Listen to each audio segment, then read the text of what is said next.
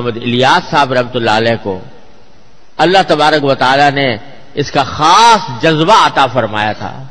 سینے میں ان کے اللہ تعالیٰ نے ایک آگ بھر دی تھی.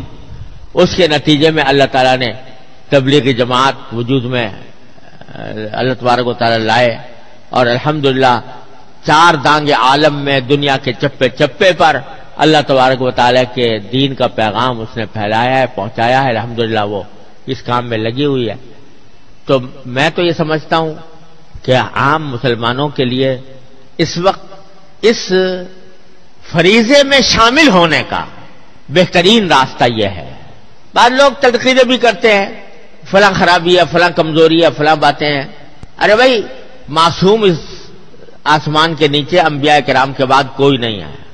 غلطیاں سب سے ہوتی ہیں اور کوتاہیاں بھی ہوتی ہیں. جب کام پھیل جاتا ہے تو اس میں افراد و تفرید بھی ہوتی ہے. یہ سب کچھ ہوتا رہتا ہے. لیکن دیکھنا یہ چاہیے کہ بحیثیت مجموعی فائدہ زیادہ پہنچا ہے یا نقصان زیادہ پہنچا. تو الحمدللہ فائدے کا عنصر اس میں غالب ہے اور اس کی وجہ سے تجربہ یہ ہے کہ الحمدللہ وہاں جانے سے لوگ دین سیکھتے بھی ہیں، خود سیکھتے ہیں، اس پر عمل کا جذبہ پیدا ہوتا ہے، دوسروں تک بات پہنچانے کا سلیقہ بھی آتا ہے.